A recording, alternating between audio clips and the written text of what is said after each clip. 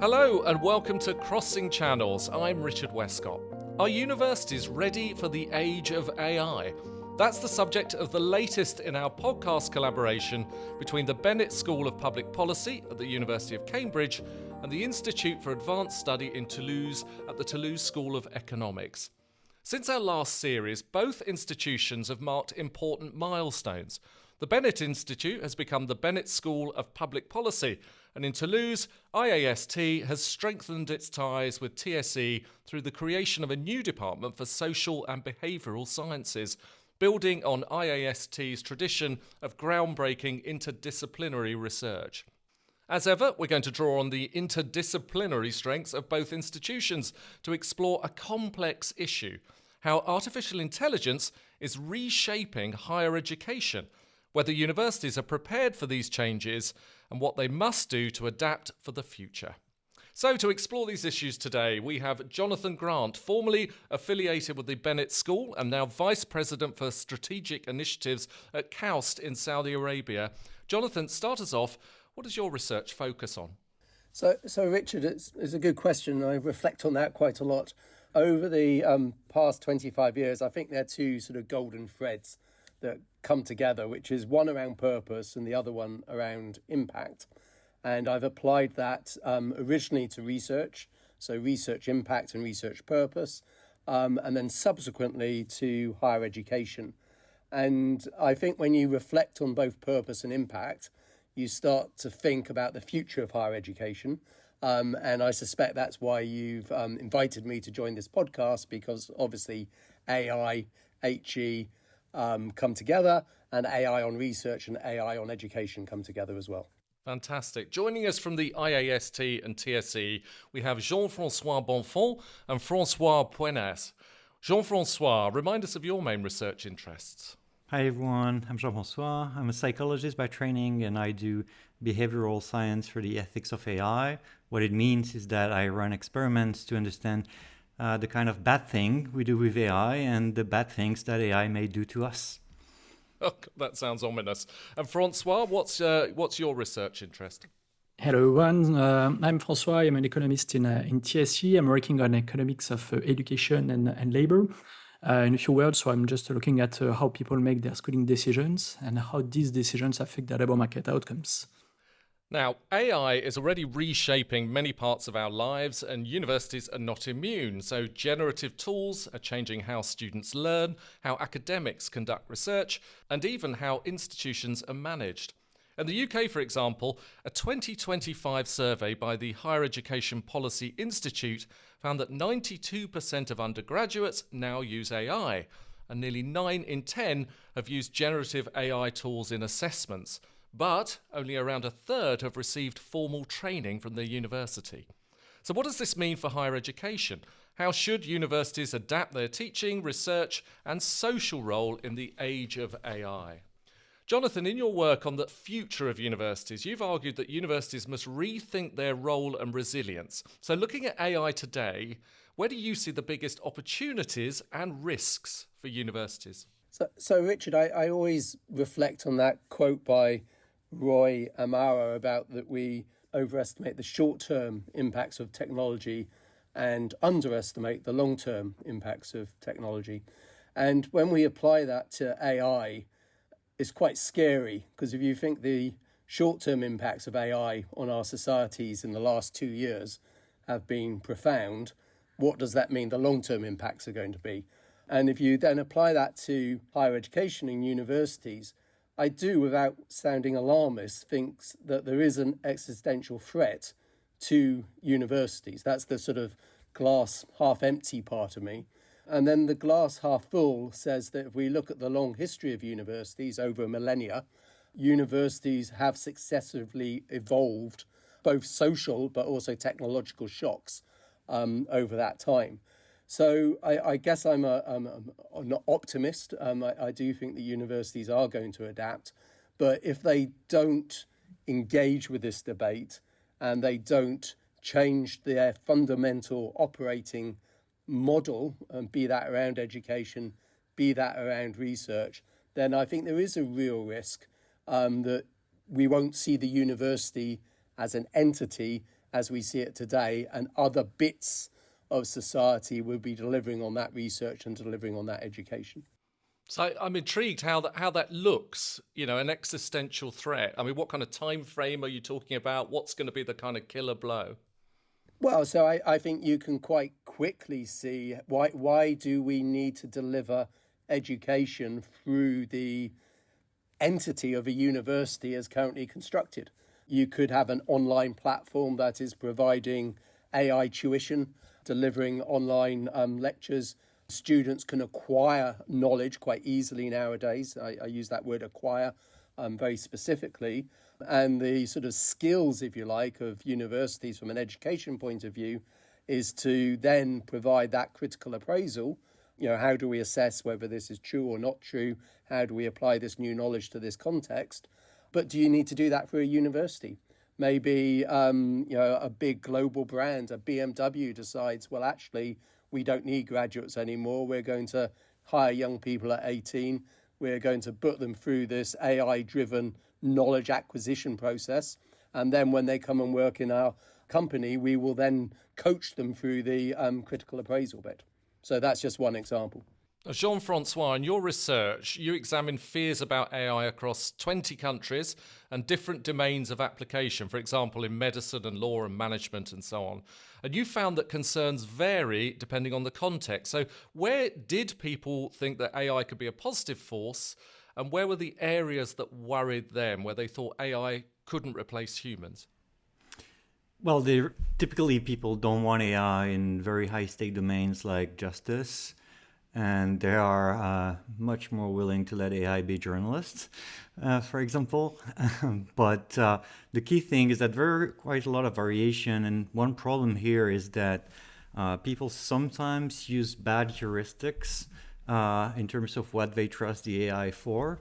So because they project some kind of effect on the personality vibes of the AI, on its competence. So to say it simply, if you think that typically professors sound confident and career advisors sound friendly, then you might think that an AI that has a confident vibe might be able to give you good medical advice, and you think that an AI that has friendly vibes might be able to give you good career advice. But these things are totally uncorrelated when it comes to AI. And I guess a corollary of that is in the same spirit of people applying the wrong heuristics when judging what the AI can and cannot do, is that typically with humans, you extrapolate that someone will not be able to do something difficult if the person can do something simpler. Problem is, it completely breaks down when it comes to AI, which has this kind of jagged frontier of performance, which means that sometimes it fails at something trivial, but that doesn't mean it won't be able to do something much more complicated if you give it to it. So what we observe is that there's a range of anthropomorphic biases that people apply that make them make bad predictions about what they should use AI for and what they should not use AI for.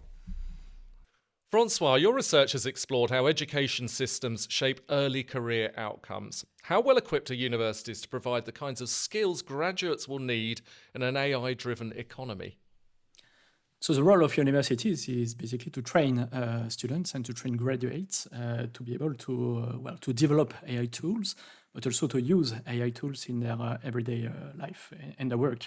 So basically, they have this objective, in fact, to train students on this, and they are in a very good position to do that at universities because, well, they have, like Jonathan was saying, they have done that, for centuries. So this is their job, in fact, to adapt to new technologies and to teach to the students the knowledge that is useful, in fact, when a new technology comes out. So what is a challenge here is the speed at which AI tools are developing, and basically, so there is a risk of skill obsolescence, and the fact that the skills that you give to your students might become obsolete at some point. But in fact, universities are not just learning very precise skills; they have always learned their students how to learn, basically, and how to adapt to changing environments.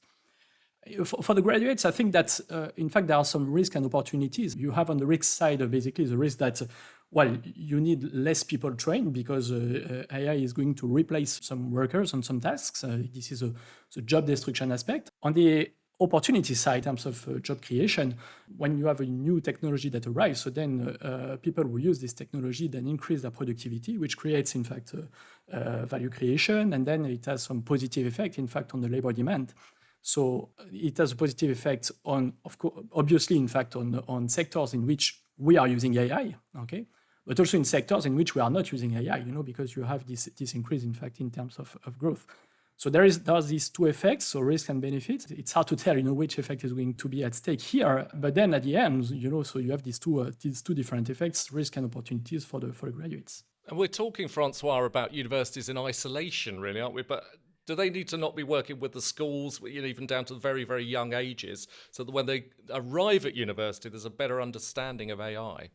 Oh yeah, that's a very good point, in fact. So then if you want to develop AI skills, learning is cumulative, so you learn skills based on the skills that you have learned before, in fact. So the connection between primary, secondary, and tertiary education is going to be key in this process. Yes, for sure. Jean-Francois, you've studied how people respond to advice from an AI. So if universities begin using AI to support students, and we know that there's lots of stress on universities, financial stress, and basically when you provide support, it becomes very expensive. So it's quite tempting to bring in potentially support services that are AI-driven. For example, by offering feedback or guidance, etc. So what does your research suggest about the conditions under which students will trust and benefit from AI advice, and what challenges should universities be ready for? Well, my work is usually oriented toward bad outcomes. So here I'm going to provide more warning than advice or guidance. But what we found, which is a little bit worrying, is that students, and actually everyone, might show a tendency to cut ethical corners when they are using AI in a way that they're not maybe quite realizing. So imagine that, for example, a student would ask an AI tutor about general guidance about how to write a given paper. There's nothing wrong with that. But then the AI might spontaneously volunteer the full paper without being prompted to do so. Or maybe, the AI is going to suggest an outline and then append a question like, would you like to see how the full introduction would look like? And the problem is here that psychologically, it does not feel like actively cheating. When the AI is actually taking the initiative to offer all these things that you've not actively asked for. And so this makes it likely for people to just go with the flow and accept help from the AI that they would not have dared to ask for, or that they would not have considered okay to ask for. So we have to be careful about how we use this AI tutor so that they stick to responsible requests from the students and do not go overdrive into actually pushing the students to cheat. Jonathan, in the New Power University, you called for new approaches to teaching and learning aligned with civic and social missions. So could you explain a bit more about that? How should universities rethink teaching and assessment to stay true to those missions? Well, so I think, Richard, there are a number of dimensions to this. First of all, I think there's this sort of delivery dimension, let's call it that. So for quite a while now, university sort of commentators have talked about ideas of the flipped classroom, quote unquote, where students are expected to acquire, I use that word again, their knowledge before they enter the classroom. And then the classroom is actually where you do the critical appraisal element in small groups. I think AI accelerates that type of thinking, and in a slightly ironic sense, given the location of the Bennett School, you're reinventing the Oxbridge model of tutorials through AI. And if universities get this right, then actually they will be releasing resource from the lecture in a very classic sense, because that will be delivered in an automated way, and developing that critical appraisal skills in a much more discursive human-to-human type approach. So I think that's potentially quite exciting. I think the second thing then, it gets to what Jean-Francois was just talking about to a degree, is this sort of assessment and appraisal type element of education. How do we differentiate first-class students from 2-1 students or whatever grading system we want to use? And I teach a module for a master's course at the University of Pennsylvania around the New Power University. And this year, for their final assessment, I told them basically use AI to answer this question and then critically appraise the response coming out of AI. And I was marking this assignment this weekend. And what I learned by marking it was actually the quality of the AI response was driven by the quality of the prompts that the students were putting in. And the students who were putting in what you might call more thoughtful prompts were giving better critical appraisal analysis of the outcome from the AI. There are only 10 papers, so small numbers, but I found that really useful. So from a sort of educational point of view, we probably need to spend a bit of effort thinking about how, as users of AI, we can get the best out of it by creating the right responses as well. So it's interesting, a new way of assessing people is how well they can use the AI, how sensibly and cleverly they can use it. Francois, if we think about labour market outcomes, do you think AI can help reduce skill mismatches between what the universities teach and what employers need? And we keep hearing about these mismatches. Or could it risk widening that gap? Well, in fact, universities are used, in fact, to assess what the labor market is needing in terms of skills. I mean, so they have done that for centuries because they are well connected, in fact, to the labor market. There is no risk, in fact, that this time will be different, with the way universities are going to deal with the labor market needs. Even though here, so we have to be careful because, of course, the technology is evolving very fast, but also the economic model is not. This is not a technology on which there is a, let's say, mature economic model. So it's very difficult to say now, in fact, which AI tool is going to win the game. I would say, in 10 years. And basically, so there is here a risk. If you specialize yourself, in adopting a certain tool or a certain model, in fact, to teach your students with an AI technology, it may be the case that, in 10 years from now, or even 5 years from now, either the company is going to collapse or the model, in fact, is not going to be effective anymore, That is something that is on which we have to be careful as universities, to make sure that not to make some choices that are going to be difficult to reverse, and to engage students into wrong solutions. Well, I'll bring Jonathan in on this. So what kind of policy and leadership decisions do you think are going to be most important for the universities to make sure that they stay ahead of this? Like Francois says, that they, because it's so difficult to predict where this technology is going, how could they set themselves up to be able to adapt quickly in the right ways? So can I just go slightly back there, Richard, and just comment on Francois? Because there's a line of argument I haven't heard often coming from universities. So we are appropriately, as a sector, focused on skilling the next generation of workers. And as Francois articulated, that demand from industry and the public sector changes every generation because societies progress. That's universities do that well. If you read the literature around AI and its economic impact, there is a scenario that in 5, 10, 15 years' time, we will have quite high levels of either unemployment or underemployment, projections running at 20%. It seems to me what we at universities need to be thinking about is how do we educate our students so they can be fulfilled and have purpose in their lives when they are working much less. The classic, at least model in the sort of Western democracies, is you get purpose through work. We object to that quite rightly, but that's kind of the model. But if you're no longer getting purpose through work, how are you going to get purpose? And actually, that's a shout out for the humanities, who always feel slightly sort of nervous about this conversation. But actually, I think there's a real case for universities investing in the humanities, because we're going to need graduates who are not only job ready, but also sort of socially ready to be able to work in a different society and feel fulfilled, have that sense of purpose. I wondered, Francois, do you have a view on that, a view on how you get that sort of human fulfillment from life if jobs are going to start sort of disappearing off? Where do you get your sense of purpose, your sense of satisfaction, bearing in mind a career could be 40 years?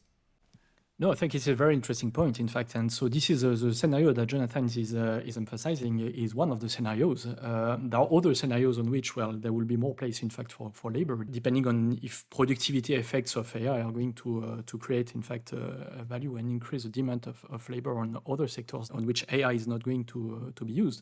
And there's also another effect, in fact, that the economic literature is putting on this. It is a kind of enhancement effect, so the fact that you can have new tasks, new jobs, in fact, and new ways of producing wealth, basically, in a world where AI is going to enhance, in fact, labor market work. And basically, so this is a sum of all these effects, that is going to determine if there will be still jobs, in fact, and how many later on. I'd love to see something that enhances humanities as well, as a guy who did English literature and got a lot out of it and really value it. So, Jean-Francois, we're talking about opportunities for universities here. So you've contributed to global debates on AI governance. Should universities position themselves as ethical leaders in AI adoption? And if so, how should they go about it? Because ethics is clearly a running theme through all AI now, isn't it? True. Well, it would be so great if that could happen, if a university could take the lead here, because it's true that there are places where knowledge is created in a transparent way. They're full of people who take ethics very seriously, and they're relatively free from commercial interference. So they would be like ideal places to lead the debate. But on the other hand, there's something a bit strange happening, which is that, well, a significant proportion of academics who have seemingly knee-jerk negative reactions about AI, generative AI in particular, and sometimes these reactions do not seem fully informed or rational.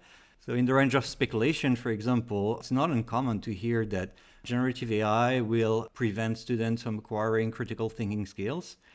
And I don't think there is so far a single piece of evidence that would support that, but you commonly hear that as a complete red flag, a deal breaker with using AI. Or you might hear that because AI is likely to hallucinate its sources, you definitely cannot use it for research. And I mean, that was probably a problem 2 years ago. But to be honest, by now, this problem is certainly not the kind of deal breaker that it's sometimes announced to be. So I'm kind of worried, actually, that attitudes toward AI might be showing some signs of polarization within academia, where what matters is where you stand about AI and not really why. So that would mean that the university might lose this incredible opportunity to be the place that lead the ethical debates if they cannot avoid the common problem of just arguing for something without really, investigating why. It's interesting that something just 2 years old can be so out of date as well, as that. It just shows how fast the technology is moving. What do you think universities could do then in terms of the leadership to bring staff up to date, to make sure that you do take this opportunity and lead in a debate, and perhaps other people who might have monetary interests at heart aren't taking over the ethics, for example? Well, first, it's true that AI companies do contribute to the debate. They have red teaming and risk assessment and all those things. And they're increasingly encouraged to share the results of this ethical work with the public and with their competitors. But as you can imagine, this kind of self-disclosure is going to be selective, right? And bound to some commercial timelines and pressure. So we just cannot rely on the AI company to win the ethical race for us. So we are going to have to, in university, to contribute to that debate. One of the problems, of course, is that those companies are miles ahead of us in terms of access to the models and the kind of experiments they can do with the models. I absolutely don't have access to frontier models by OpenAI to investigate what they can do. So I have to trust them.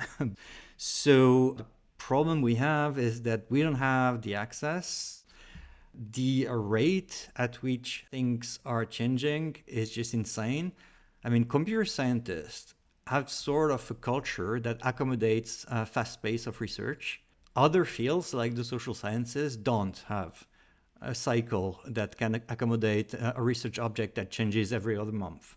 So we're going to have perhaps to change the culture of the social sciences to align better to that of computer science if we were to study that kind of object. And the problem is that even then, even someone like me would spend his entire research time on studying these things, well, I am overwhelmed. And so I cannot even imagine how my colleagues who are not studying that for a living might find the time to keep abreast of what is going on. So I'm sorry that I don't have really good solutions about this, but I just wanted to frame how difficult that problem is. Okay, we always like to finish by looking ahead into the future, because obviously it's so easy to predict the future, isn't it? And we always get it right. But if you could highlight one priority for universities over the next 5 years in responding to AI, what would that priority be? And also, what do you think the risk is if they don't do it? So let's start off perhaps with you, Francois. Yeah, so the most challenging part, in fact, for universities will be to train students producing AI, using AI, and to train them well. So, meaning that, in fact, and it refers to what Jean-François was saying. So, first, it is our public role, in fact, to promote an ethical use of AI, to train well our students on what it is capable of, what it is not capable of, and what are the limits, in fact, of AI, and like biases and hallucinations. And the most important, to my opinion, in fact, will be for universities to reflect about, what skills I will need to teach to my students in the future. So, if you take an example of coding, for instance, so then there is some debate about should we continue teaching coding, in fact, to our students. One argument that can say, well, the machine is coding well, in fact, and then so why do you need to learn coding? And then on the other side, so then you have something like, but you need to learn your students to code for two reasons. First, because you need to be able, to have some knowledge of coding in order to be able to assess possible hallucinations, for instance. And the second aspect is AI is able to code well and to situations that are more and more complex. But at some point, so then you need also to train some people who are going to solve more complex problems than what possibly AI is going to do. And then, so the key here will be to train well, in fact, students in coding in order to have the skills that will be complemented well, in fact, with AI. And the key here is to reflect, about this complementarity between what AI is going to give you and what skills, in fact, you need to train your students. And if we don't do that, so then there will be two consequences. First, we are going to miss this massive technological transformation. So AI is just a way, in fact, to increase, to create value, to increase wealth. Our societies, need to create wealth in order to face challenges that are facing in terms of global warming, in terms of spending. We need to have some spendings relating to defense spendings, for instance. And basically, so this is the risk is that, well, if we don't train well, graduates, then the society as a whole is going to, not to benefit from this technological revolution that can just be the revolution that will permit, in fact, to increase prosperity. Jonathan, you've articulated the risk very well earlier on in the podcast, talking about, an existential threat potentially to the university. So what do you think their priorities should be in the next 5 years to go the right way and not the dangerous way? Well, Richard, I think they actually need to fundamentally redesign how they deliver and assess education, because if they don't, others will do it, and they'll do it at half the unit cost. And now, at one level, if you take a sort of national economy viewpoint, does it matter that universities aren't doing that and somebody else is doing that? And I think that does get back to my opening comments about purpose. I think, we have universities in society across the world for millennia, and there's a reason for that, because we need to have a protected space which is not driven by profit motives, not driven by politics, to educate the next generation and explore new ideas and new knowledge that would drive progress. So we need universities, and it is absolutely essential, in my view, that leaders of universities actually stop taking an incremental approach to the future and start taking a revolutionary approach, because the downside of not doing that is that these activities will be delivered by other entities, and that will be, in the long run, damaging for societies. And Jean-François? Yes, it's true that one risk is that if we don't adapt to AI, we may lose some credit from the population that is currently trusting us. The fraction of the population with an understanding and trust in higher education and research, and to them we might feel like dinosaurs if we don't move on. But one opportunity we have is that AI could actually be very useful in getting credit from the fraction of the population that is currently not listening to us. And forgive the self-promotion, but I have this article with my team coming out soon where we showed that there are people who you might call science outsiders. People, for example, who don't want to hear about climate science. They don't want to hear about vaccine science. They have no interest or trust in scientific research, and they prefer the alternative facts. But AI, generative AI, can be extremely good at reframing scientific knowledge in a package that these science outsiders find palatable. And suddenly they engage with the science facts the same way they used to engage with the alternative facts. And that's half of the battle. So what I mean here is that, yes, we might lose some credit from the portion of the population that used to be our consumers, but there is a great opportunity to actually use AI to reach out to people who have never listened to us so far. So on balance, maybe we'll be okay. Well, on that note, that's all we've got time for on this episode. Thanks to Jonathan Grant from KAUST and Jean-François Bonfont and François Puenas from the IAST and the Toulouse School of Economics. Thanks for listening to this episode of Crossing Channels. We'd love to hear what you think. Your reviews help us shape future episodes and make it easier for new listeners to find the show. And if you enjoyed this one, why not explore some of our other episodes too? And please join us next month for the next edition when we'll be talking about the health and wealth gap.